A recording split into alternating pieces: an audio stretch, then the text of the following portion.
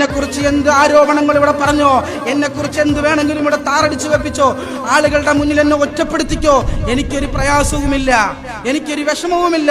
ഞാൻ ഒരു ചെവിയിൽ കൂടെ കേട്ട് ഒരു ചെവിയിൽ കൂടെ കളയും. പക്ഷേ ഞാൻ ചെയ്യുന്നത് ഹക്കാണ് എന്ന് എനിക്ക് ഉറപ്പുണ്ട്.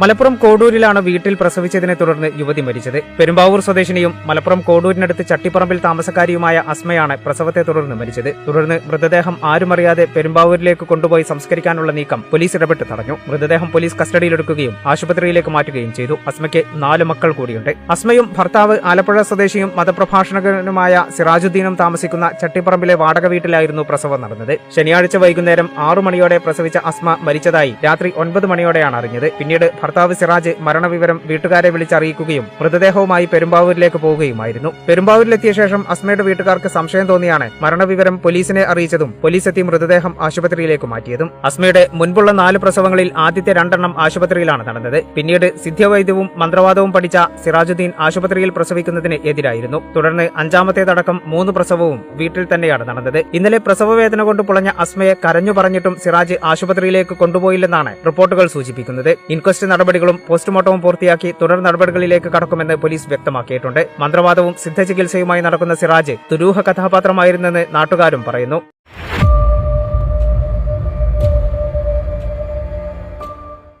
അസ്സലാമു അലൈക്കും വറഹ്മത്തുള്ളാഹി. പ്രിയമുള്ളവരെ, ഇദ്ദേഹത്തിന്റെ പരിചയം എല്ലാവർക്കും ഉള്ളതാണ്. ഇപ്പോഴാണ് ഈ കുറച്ച് ദിവസങ്ങൾക്ക് ഇപ്പുറം ഇദ്ദേഹത്തിന്റെ കാര്യങ്ങളാണ് ന്യൂസിലും എല്ലാ യൂട്യൂബർമാരും ചെയ്യുന്നത്.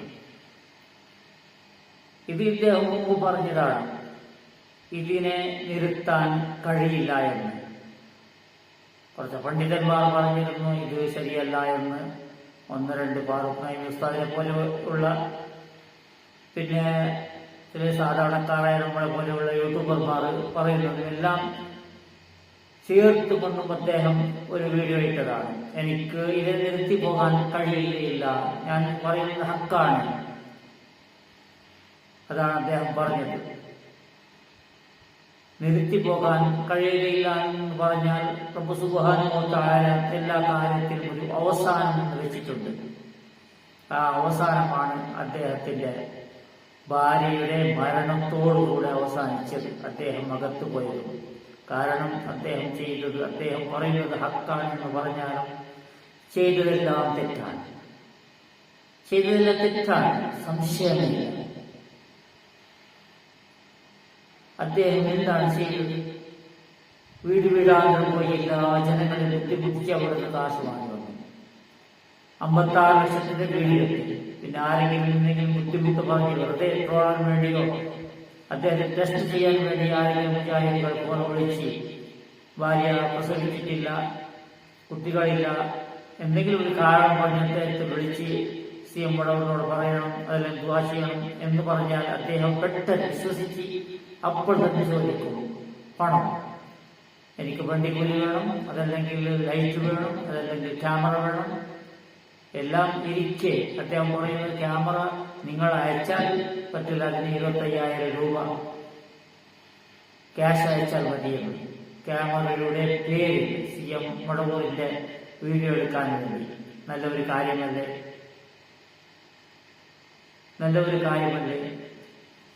CM മുരുകാരുടെ ചരിത്രം പറയുന്നതല്ലേ നമ്മൾ? CMനെ കണ്ടവരെ കണ്ട് അവരോട് സംസാരിച്ച് അവർ പറയുന്നത് നമ്മൾ വീഡിയോയിൽ പകർത്തുന്നതല്ലേ? നല്ലൊരു കാര്യമല്ലേ എന്ന്. ഈ കേരളത്തിൽ ഒട്ടനവധി എല്ലാ പള്ളികളിലും 90% പള്ളികളിൽ മൂല്യാക്കന്മാരുണ്ട്. ചില ഔലിയാക്കന്മാർ, നല്ല ഔലിയാക്കന്മാർ, കറാമത്തുള്ളതും നല്ല ഇബാദത്തുകാരുമായ, കറാമത്തിന് കാര്യം ഇരിക്കട്ടെ, എല്ലാ സമയത്തും ഇബാദത്തെടുക്കുന്നവർ അവരാണ് ഔലിയാക്കന്മാർ. കറാമത്ത് അതൊരു വിഷയമല്ല. കറാമത്തിന്റെ ബാക്കിൽ പോകുന്നത് അതിന്റെ ആവശ്യവുമില്ല.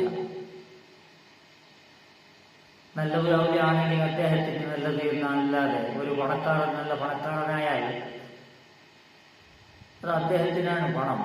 അതുപോലെ ഒരാൾ അള്ളാഹുവിനെ ഇഷ്ടപ്പെട്ട ഒരു ഔലിയായാൽ അദ്ദേഹത്തിന് ഇവിടെ പരലോകത്ത് അദ്ദേഹം വിജയിക്കും. അത്രയല്ലാതെ അദ്ദേഹത്തിന് പേര് പറഞ്ഞുകൊണ്ട് നമ്മൾ സ്വർഗത്തിൽ കടക്കാനൊന്നുമില്ല. നമ്മളെ ഭാഗത്തെടുക്കണം, നമ്മൾ ഇഷ്ടപ്പെടുന്ന കാര്യങ്ങൾ ചെയ്യണം. കരുണ വേണം, ദയ കാണിക്കണം. പണമുണ്ടെങ്കിൽ അതിന് നല്ല രീതിയിൽ ചെലവ് ചെയ്യണം. പാവങ്ങൾക്ക് വേണ്ടി നമ്മുടെ കുട്ടികളെ കെട്ടിക്കുമ്പോൾ 100, 200, 500 പവൻ ഇട്ടുകൊടുക്കുമ്പോൾ പാവപ്പെട്ട പെൺകുട്ടി അങ്ങോട്ടും ഇങ്ങോട്ടൊക്കെ ഇപ്പോൾ നോക്കണം. അയൽവാസി ദരിദ്രവാസിയായാൽ അവരെ ബാക്കിയുള്ള ഭക്ഷണം കൊടുത്തയക്കലല്ല, അവിടുത്തെ കാര്യം നമ്മൾ നോക്കണം. അപ്പോഴാണ് നമ്മൾ ഔലിയാക്കന്മാരാക്കുന്നത്. ഇപ്പോൾ ഔലിയായെന്ന് പ്രചരിപ്പിക്കപ്പെടുകയില്ലെങ്കിലും അള്ളാഹു അവനെ ഔലിയ, ഞാൻ ഇഷ്ടപ്പെട്ട ആളാണെന്ന് അള്ളാഹുവാണ് അതിന്റെ പ്രതിഫലം തരുന്നത്. അവിടെ രക്ഷപ്പെടും. ഇവിടെ കറാമത്ത് കാണിച്ചത് കൊണ്ട് ഒന്നും സംഭവിക്കാനില്ല. സംഭവം അതാണ്, യാഥാർത്ഥ്യമായ കാര്യങ്ങൾ ചെയ്യാൻ. അതുകൊണ്ട് ഇദ്ദേഹം ഞാൻ വിട്ടുപോവുകയില്ല, ഞാൻ ഹക്കാണ് പറയുന്നത് എന്ന് പറഞ്ഞതാണ് നിങ്ങൾ കേട്ടത്. എനിപ്പോൾ വീട്ടിൽ തന്നെ പ്രസവിക്കണമെന്ന് പ്രോത്സാഹിപ്പിക്കുന്ന ഒരു ക്ലിപ്പും കൂടി നിങ്ങൾ കേൾക്കാം. നമ്മുടെ പാകര ഉസ്താദ്, പാകര അഹ്സൻ, ഇൻഷാ അല്ലാഹ് കേട്ടോളൂ. ഒരു വെടിയും മിന്നലും മാത്രമേ എനിക്ക് ഓർമ്മയുള്ളൂ. ഗർഭിണിയാൽ ഓടി ഹോസ്പിറ്റലിലേക്ക്, ഈ ആന പേര് എന്നിട്ട് വല്ല ഹോസ്പിറ്റലിലേക്ക് പോകണ്ട. ഏത് ഹോസ്പിറ്റലാ പറ്റത്? 12 ആനി അതിന്റെ തോറ്റും തരാന്ന് പറഞ്ഞാലും ഇനി അങ്ങോട്ട് ഞാനില്ല. പോയോർത്തോളം മതിയായി. തടി ബാക്കിയായത് തന്നെ റബ്ബിന്റെ കാവല്. ആനന്റെ പ്രസവത്തിന് അത്ര അടങ്ങുറച്ച പ്രസവം വേറെ നിങ്ങൾ ചിന്തിച്ചു നോക്കിയാണ്. ഞങ്ങളൊക്കെ അങ്ങനെ തന്നെ. ഇസ്ലാം മതത്തിന്റെ പ്രഭാഷകരുടെയും പ്രബോധകരുടെയും പ്രചാരകരുടെയും ഒരു പ്രധാനപ്പെട്ട പ്രശ്നം എന്താണെന്ന് ചോദിച്ചാൽ ഒരു പ്രാഥമിക അറിവുകളുമില്ല. സ്വാഭാവികം. അബദ്ധത്തിലല്ല, മനഃപൂർവ്വം. 100% ഇങ്ങനെ കുടുംബത്തിൽ മൊത്തം അങ്ങനെ ഒരു പ്രശ്നവുമില്ല. സുബ്ഹാനല്ലാഹ്, ഇന്ന് വരെ ഹോസ്പിറ്റലിൽ വെച്ചിട്ടില്ല. എന്ത് ചെയ്യാനാടാ, ഞാൻ ഇങ്ങനൊരു ദുരന്തനായി പോയി. ബഹുമാനമുള്ളവരെ, അദ്ദേഹം പറയുന്നത് ആന പ്രസവിച്ചിട്ടില്ല എന്നാണ്. മൃഗങ്ങൾ പ്രസവിച്ചിട്ടില്ല, പിന്നെ എന്താണ് സ്ത്രീകൾ എന്തിനാണ് ഹോസ്പിറ്റലിലേക്ക് പോകുന്നത്? ടെസ്റ്റ് എന്തിനാണ് ചെയ്യുന്നത്? സ്കാൻ എന്തിനാണ് ചെയ്യുന്നത്? അതെല്ലാം ഫോൾട്ടാണ്, ബുദ്ധിമുട്ട് വരുന്നു എന്നാണ്. കുട്ടികൾക്ക് ബുദ്ധിമുട്ടുണ്ടാകുന്നു. ഇതെല്ലാം നിയമവിരുദ്ധമാണ് ഇദ്ദേഹം പറയുന്നത്. നിയമവിരുദ്ധമാണ്. ഒരു സംവിധാനത്തെ ഇല്ലാണ്ടാക്കാൻ നോക്കുന്നത്, അതിനെ പ്രചരിപ്പിക്കുന്നതും അതിനെ കുറ്റപ്പെടുത്തുന്നതും ഇതെല്ലാം കുറ്റകരമായ കാര്യമാണ്. ഇത് നടപടി ഉണ്ടാകും. ഇതുപോലെ പറഞ്ഞു നടന്നാൽ ഉറപ്പായി ഉണ്ടാകും. അതാണ് നമ്മൾ പഠിക്കേണ്ടത്. പിന്നെ ആന പ്രസവിച്ചിട്ടില്ല, അതിന്റെ പ്രസവവും വല്ലാത്ത കടുപ്പമുള്ള പ്രസവമാണ്, വല്ലാത്ത ഇടങ്ങേറ് പിടിച്ച പ്രസവമാണെന്ന് അദ്ദേഹം പറയുന്നത്. സ്വന്തം കുടുംബത്തിൽപ്പെട്ട ഒരു സ്ത്രീയെ പറഞ്ഞതുപോലെ ആന ഇദ്ദേഹത്തിന്റെ കുടുംബമാണ്, പട്ടി കുടുംബമാണ്. ആ കുടുംബത്തിൽപ്പെട്ട ആളായിരിക്കും ഇദ്ദേഹം. അല്ലെങ്കിൽ ഒരു സ്ത്രീ, ഒരു മനുഷ്യ സ്ത്രീ പ്രസവിക്കാൻ എന്തിനാണ് ഹോസ്പിറ്റലിലേക്ക് പോകുന്നത് എന്ന് ചോദിച്ചാൽ, ആ സ്ത്രീ ഗർഭവതിയായ സമയത്ത് അവിടെ എല്ലാ സംവിധാനങ്ങളും വേണം എന്നറിയില്ല ഇദ്ദേഹത്തിന്. വീട്ടിൽ എന്തുണ്ടെന്ന് അവിടെ പ്രസവിക്കാൻ പ്രോത്സാഹിപ്പിക്കുന്നത് പണ്ട് പ്രസവിച്ചിട്ടുണ്ടാകാം.